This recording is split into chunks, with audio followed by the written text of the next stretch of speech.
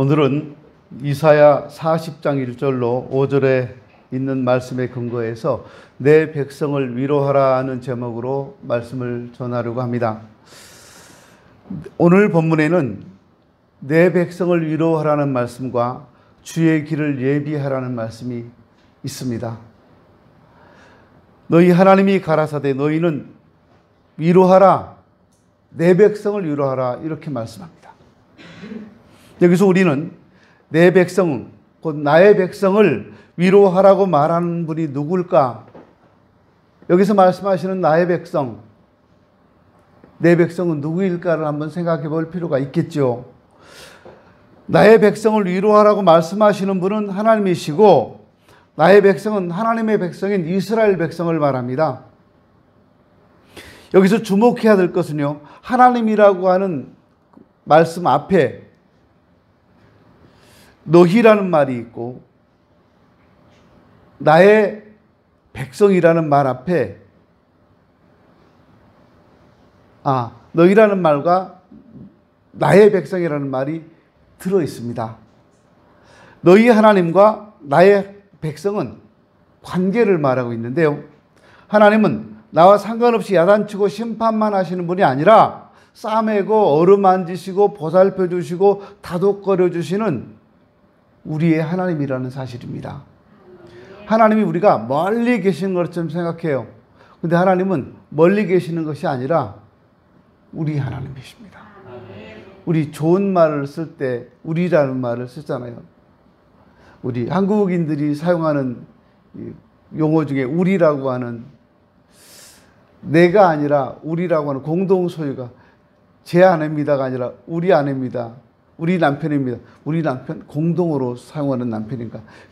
그거는 이제 우리끼리만 알아듣는, 우리 한국 사람만 알고 있는 말들이잖아요. 근데 진짜 좋으면요, 내 아들이에요, 우리 아들이에요 이렇게 말을 하잖아요. 저도 어디 가면 우리 장로님이세요, 우리 교회 집사님이세요, 우리 성도님들이세요 이렇게 말을 해요. 좋다는 거잖아요. 하나님과 우리, 너희 하나님, 나의 백성, 이 관계는 하나님과 우리가 아무런 관계가 없는 것이 아니라 아주 밀접한 관계가 있다고 하는 것을 의미하고 있다는 겁니다. 이사야 1장부터 39장까지를 보면 하나님은 우리 하나님 같지 않은 경우가 있어요. 또 하나님 관점에서 보시면 나의 백성이라고 도저히 말할 수 없을 만큼 이스라엘 백성들은 못된 짓을 많이 했습니다. 심판받는 거 틀린 거 아니에요. 이스라엘 백성들이 우상을 숭배하고 음란하고 하나님을 떠났기 때문에 심판받는 거 당연한 겁니다. 그러나 심판을 받는 입장에서 보면 너무 힘들잖아요. 이사야 40장 들어오면서 하나님은 드디어 너희 하나님으로 호칭이 바뀝니다. 우리는 하나님 백성이 됩니다. 이것을 1절에서 말씀해 줘요. 마치 시편 100편 3절에 나오는 말씀과 같은데, 여호와가 우리 하나님이신 줄 너희는 알지어다. 그는 우리를 지으신 자시요 우리는 그의 것이니 그의 백성이요 그의 기르시는 양이로다. 시편 100편에 나오는 말씀인데 이 말씀과 되게 비슷해요. 시편 기자는 이미 하나님과 우리들과의 관계를 이렇게 기록하고 있습니다. 우리는 그분의 양이고 그분은 우리를 기르시는 분이고,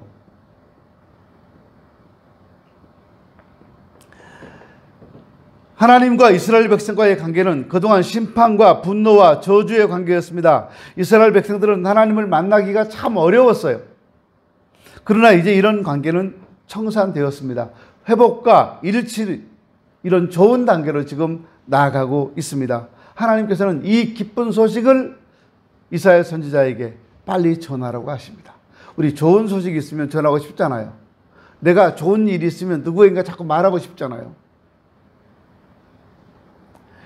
포로 생활에 지치고 경제적으로 어렵고 정치적으로 혼란하고 사회적으로 아무런 소망이 없는 그런 백성들에게 찾아가서 하나님은 너희 하나님이시고 이스라엘은 나의 백성이라는 사실을 전하라는 거예요.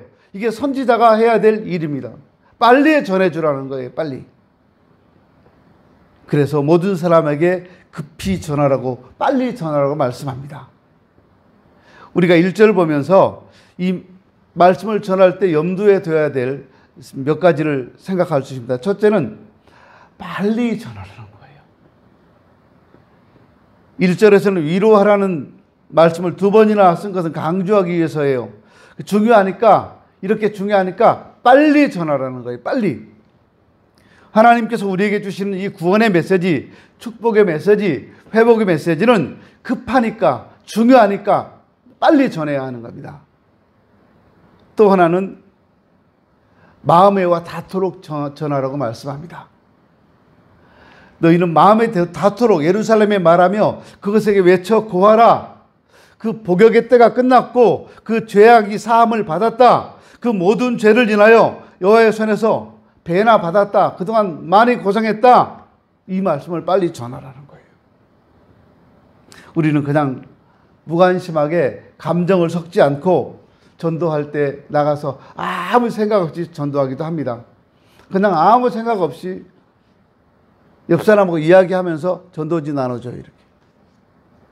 그럴 때가 참 많아요. 그런데 그래서는 안 된다는 거예요.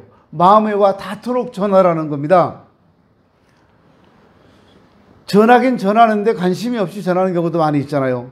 메시지를 전하는 사람과 받는 사람 아무 상관이 없는 사이예요. 그래서 우리는 관심 없이 아무 상관없이 없으니까 그냥 줘요. 받아가면 고맙고 안 받아가면 말고 뭐 이렇게 해요. 어떤 분들은 불편한 감정으로 전도하기도 합니다. 구약의 요나가 바로 그런 사람이에요. 요나는 니느웨 성에 가서 복음을 전하라고 하는 하나님의 말씀이 몹시 불편했어요. 하기 싫었어요. 근데 하는 수 없이 전합니다. 할 수 없이 니느웨에 가서 전합니다. 이렇게 전하지 말라는 겁니다. 우리가 전도할 때 신경질 내면서 하기 싫어서 억지로 하지 말라는 거예요. 무관심하게 전하지 말라는 겁니다. 마음에 와 닿도록 전하라는 거예요. 어떤 사람은 휙휙 지나가게 말을 하고 어떤 분은 가슴에 콕콕 박히게 말을 합니다. 설교도 마찬가지예요. 그냥 지나가는 설교가 있고요. 내 얘기를 하는 것처럼 가슴에 콕콕 박히는 설교가 있습니다. 마음에 와 닿도록 전하라는 말은 눈물 나도록 가슴에 닿도록 부드럽고 편안하게 그렇게 전하라는 말이에요. 내가 전도하고 싶은 사람에게, 내 가족에게, 내 이웃에게 복음을 전할 때 마음에 닿도록 편안하게 눈물 나도록 가슴에 닿도록 그렇게 전하라는 거예요. 또 하나는 이렇게 빨리 전하고 가슴에 닿도록 전해야 되는데 또 하나는 뭡니까? 큰 소리로 외치라고 말합니다. 모든 사람이 다 듣도록 전하라는 거예요. 웅얼웅얼 혼자만 알아들을 수 있도록 중얼중얼 그렇게 하지 말라는 겁니다. 멀리 있는 곳에 있는 사람까지 다 들을 수 있도록 큰 소리로 전하라는 거예요. 위로하라는 내용은 2가지입니다. 너희는 가슴에 닿도록 예루살렘에 말하며 그것에 외쳐 말해라. 복역의 때가 끝났다. 고난의 때가 끝났다. 죄의 사함을 입었다. 모든 죄를 인하여 여호와의 손에서 배나 받았다. 이 말을 심판이 끝났다. 자유가 왔다. 이 말을 전하라는 거예요. 이제 고난의 때가 끝났다는 겁니다. 죄가 용서받았다는 겁니다. 이 메시지를 희망을 잃고 공포와 절망 중에 있는 내 백성에게 전하라고 하는 것이 하나님의 뜻이에요. 이 심판이 끝났다. 이 말은요, 이 땅에서 고달프고 외롭고 힘든 포로 생활이 끝났다는 말입니다. 이것은 마치 죄수가 교도소에서 이미 언도된 형을 다 사는 것과 마찬가지입니다. 형량을 마치면 교도소에서 나가야 되잖아요. 교도소에 더 있고 싶어도 못 있어요. 나가라고 하면. 이처럼 하나님으로부터 받은 심판의 연기가 다 끝났다는 겁니다. 너희는 더 이상 하나님의 진노와 심판에 서 있지 않고 자유라는 사실을 이제 알려줘라. 하나님은 선지자에게 이렇게 말씀하고 있는 겁니다. 괌이라고 하는 곳이 있습니다. 저는 못 가봤는데요. 이 괌에는 2차 대전이 끝났다는 소식을 알지 못하는 한 사람이 1972년까지 한 동굴에 숨어 살았다가 발견된 적이 있습니다. 28년 동안 동굴에 숨어 살았던 사람이 있어요. 이 사람은 전쟁이 끝난 걸 모르는 거예요. 전쟁 끝났는데 1945년에 전쟁이 끝났는데 1972년까지 28년 동안 이 사람은 그 소식을 듣지 못해서 공포와 죽음과 도피 생활을 계속했던 겁니다. 굴 속에서 나오지도 못하고 밤에만 살짝 나오고, 나오기만 하면 자유인데 그걸 알지 못하니까 28년을 동굴 속에 살았어요. 하나님께서 말씀하십니다. 예수 그리스도께서 오셨기 때문에 마귀와 죄와 세상과 저주에게 억압된 내 인생은 풀려났다는 겁니다. 여러분의 질병이 풀렸습니다. 저주가 풀렸습니다. 고통이 풀렸습니다. 이 사실을 이사야 선지자에게 하나님께서는 빨리 알려주라고 말씀합니다. 죄가 다 용서받았다는 거예요. 죄가. 예수 그리스도로 말미암아 죄를 용서받았음에도 불구하고 계속 죄의식 속에 있을 때가 있습니다. 메시지를 믿지 않아서 그래요. 하나님 말씀을 몰라서 그래요. 우리의 질병이 치유되었습니다. 근데 믿지를 않습니다. 우리 죄가 용서받았습니다. 근데 안 믿는 사람이 많습니다. 우리가 의롭게 되었습니다. 자유케 되었습니다. 복음은 이렇게 선포하고 있는데 우리는 우리의 문화, 우리 습관, 상처 때문에 그 사실을 잘 믿지 않으려고 해요. 이미 끝났습니다. 죄는 용서받았습니다. 우리가 죄를 지은 것은 사실입니다. 형벌을 받은 것도 사실입니다. 그러나 더 놀라운 사실은 이제 우리가 우리 죄를 다 용서받았다는 거예요. 더 이상 스스로 감옥을 만들어서 그 안에 들어가 살아서는 안 된다는 겁니다. 밖으로 나와야 되고 자유해야 되고 이 자유를 누리며 살아야 됩니다. 이것을 선포하라는 겁니다. 하나님께서 우리에게 죄 짓지 않고 죄에 빠지지 않고 살 수 있는 영적 능력을 주셨습니다. 믿는 자들에게 이런 표적이 따르리니 곧 저희가 내 이름으로 귀신을 쫓아내며 새 방언을 말한다라고 말씀합니다. 다시는 귀신의 종이 되지 말라는 거예요. 마귀의 종로로 사지 말라는 거예요. 이미 마귀로부터 죄로부터 우리는 자유함을 받은 사람들이라는 겁니다. 얼마나 많은 사람들이 이 마귀에게 조종당하고 있는지 몰라요. 정치하는 분들 절에도 찾아갔다가 성당에도 갔다가 교회도 왔다가 이렇게 해요. 뭐 때문에요? 표 때문에. 전 좀 당당했으면 좋겠어요. 그냥 당당했으면 좋겠어요. 내가 그리스도인이면 누가 불러도 안 가면 돼요. 얼마 전에 인천시 조찬기도회에서 당선자를 위한 기도회가, 조찬기도회가 있었습니다. 거기에 인천시에 당선된 사람 다 왔어요. 시장 당선자, 교육감 당선자, 각 구청장, 군수, 그리고 시의원들 당선자 다 왔어요. 근데 그 중에는 기독교인이 절반이나 될까요? 어느 교회에서 예배 드리는데 나중에 인사를 막 하는데 구청장을 소개해요. 근데 구청장 한 분이 딱 나와서 저는 이 교회 집사입니다. 이렇게 인사를 해요. 와, 겁나게 부러웠습니다. 우리 교회 성도님 중에서도 저 서구청장 이번에 당선됐습니다. 그럼 얼마나 좋을까요? 되게 부러웠어요. 그래서 제가 그 목사님 이렇게 봤어요. 그리고 그 목사님께요. 목사님 좋으시겠습니다. 예, 우리 집사님이 고생 많이 했습니다. 그 모습이 참 좋았어요. 그러면서 이분이 그래요. 제가 이번 구청장으로 처음 당선됐는데 제가 출석하고 있는 이 교회에서 이 예배를 드리게 돼서 저는 너무 좋습니다. 그래요. 청년 때부터 그 교회 다녔대요. 계속. 청년 때부터 쭉 다녀서 국회의원 보좌관을 하고 그리고 이제 구청장이 된 거예요. 참 보기 좋았어요. 우리에게는요, 하나님의 은혜라고 하는 놀라운 열쇠가 있습니다. 우리가 하나님의 은혜를 믿으면 마귀의 노예로부터 해방될 수 있잖아요. 얼마나 많은 이단들이 있고, 얼마나 많은 종교들이 있고, 얼마나 많은 무속인들이 있는지 몰라요. 이 정치하는 분들 보니까 무속인들하고 상당히 밀접하고요. 또 무슨 중들은 이렇게 많이 따라다닙니까? 저는 그 행사할 때 중들이 그 승복 입고 오는 게 되게 싫더라고요. 와서 목사님 안녕하세요 인사를 해요. 중이 목사님 안녕하세요 인사 손을 딱 내밀어요. 이거 안 잡을 수도 없고 잡을 수도 없고 되게 싫어서 저는 악수를 잘 안 해요. 중들하고는 그냥 이렇게 인사만 아주 건방지게 인사를 해요. 이렇게 고개를 이렇게 숙이기 싫어서 이렇게 고개를 앞으로 내밀었다가 집어넣는 걸로. 참 그런 행사에는 왜 이렇게 여러 종교인들이 오는지 몰라요.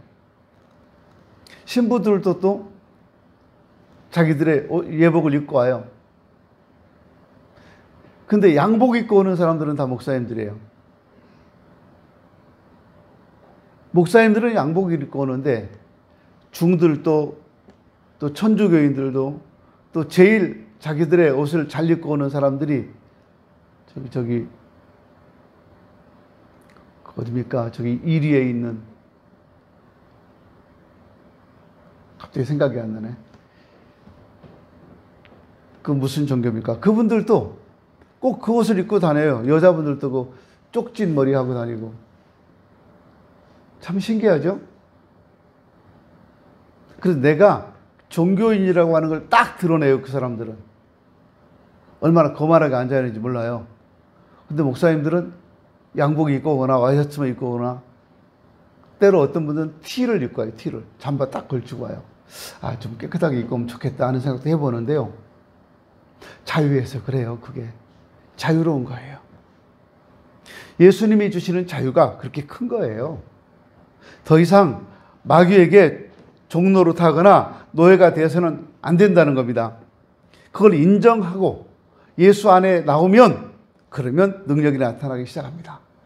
그러나 과거의 쓴뿌리와 상처가 우리의 옛날 성품과 습관이 나를 얽매고 있어요. 그러니까 선포하라는 거예요. 나는 이제 형기가 끝났다.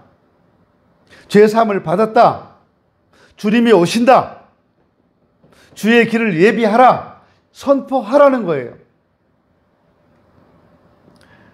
외치는 자의 소리여 너희는 광야에서 여호와의 길을 예비하라. 사막에서 우리 하나님의 대로를 평탄케 하라. 3절에 나오는 말씀입니다.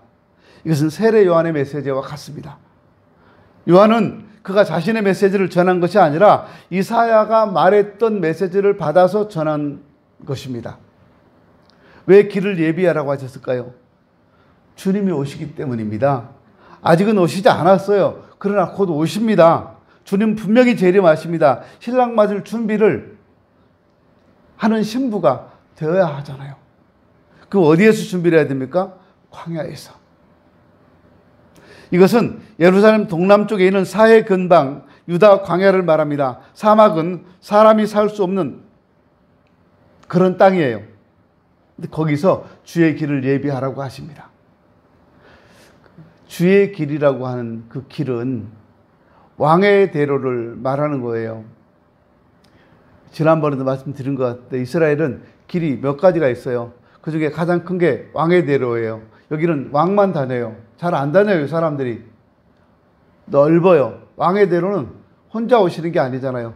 길이 굉장히 넓어요. 그 왕을 모시는 신하들이 쭉 따라오기 때문에 길이 굉장히 넓습니다. 근데 잘 사용하지 않기 때문에 왕이 오신다고 하면 왕이 오시는 때를 기준으로 해서 미리 가서 길을 닦아야 돼요.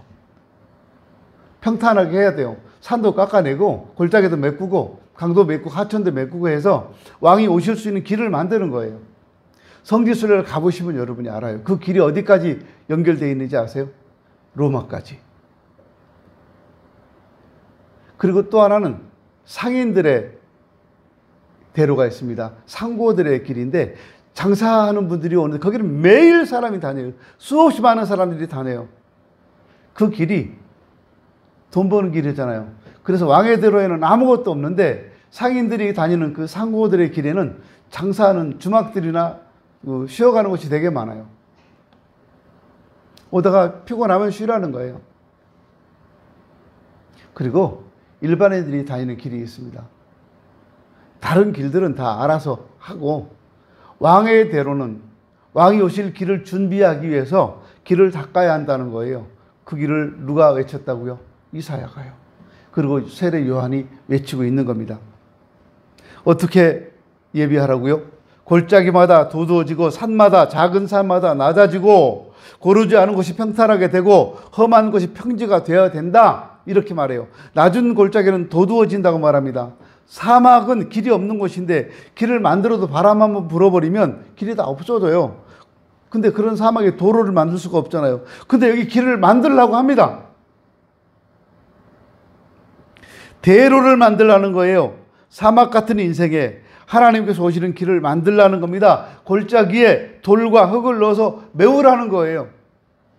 작은 산은 깎아버리라는 겁니다. 길을 만들어야 하기 때문에 그래요.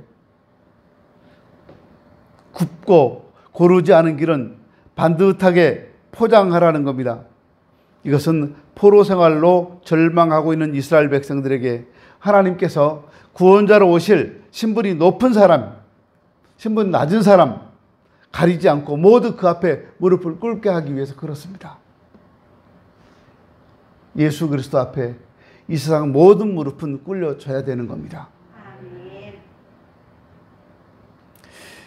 우리 인간 안에 도사리고 있는 울퉁불퉁한 것들, 구부러진 것, 죄악이나 정욕, 악한 사상이나 이데올로기, 우상숭배, 음란한 것, 세상적인 것들을 모두 제거해 버려야지만 우리 왕이신 예수님을 맞이할 수 있는 겁니다. 내 마음속에서 그거 다 빼내버려야 돼요. 엄청 심술궂은 마음도, 삐딱한 마음도, 나만 잘났다고 생각하는 마음도 다 파내버려야 돼요. 오직 그 안에 예수로만 채워줘야 돼요. 그럴 때 예수님을 맞이할 수 있어요. 우리가 왜 주의 길을 평탄케 하라고 말씀하셨을까요? 우리에게 5절 보니까 여호와의 영광이 나타나고 모든 육체가 그것을 함께 보리라 말씀합니다. 여호와의 길을 만드는 목적이 여기에 있어요. 낮은 골짜기는 높게 만들고 높은 산은 낮게 만들고 모든 교만과 이기심과 탐욕을 다 꺾어버리고 주의 길을 예비하는 목적은 여호와의 영광이 나타나도록 하기 위해서 그렇습니다. 여호와가 오신다는 것은 이사야서의 가장 핵심적인 사상이고 여호와의 종 메시아가 온다는 것입니다. 메시아의 출현을 지금 이야기하는 겁니다. 그가 오시면 모든 질곡과 고통과 죽음과 심판에서 우리를 자유케 하십니다. 그래서 주의 길을 예비하라는 겁니다. 예수 그리스도가 우리 안에 들어오실 수 있도록 우리 안에 대로를 만들어야 돼요. 모든 사상을 부수고 모든 습관도 버리고 예수 그리스도가 내 안에 들어오실 수 있도록 길을 만들어 놓으라는 거예요. 그분이 오시면 하나님의 영광이 드러나기 때문입니다. 모든 육체가 그 영광을 보게 될 것입니다.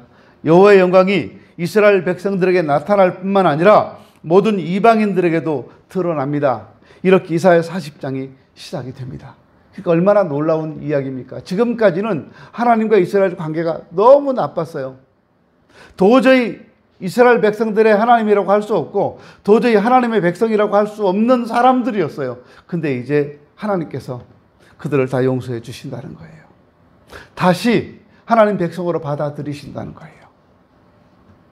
이보다 놀랍고 위대한 소식이 어디 있습니까? 이런 위대한 소식을 선지자 이사야에게 하나님 말씀합니다. 빨리 가서 전해라.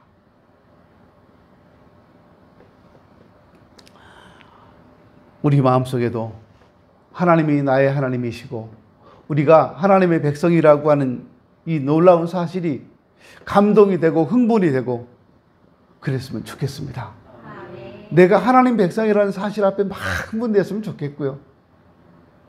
내가 하나님의 자녀라고 하는 이 이름이 성도라고 하는 이름이 너무 감동이 되었으면 좋겠습니다. 근데 우리 덤덤하잖아요. 내가 그리스도인이라고 하는 것이 뭐 그렇게 놀라운 일도 아니고 뭐. 근데 이거 정말 놀라운 일입니다, 여러분. 놀라운 일이에요.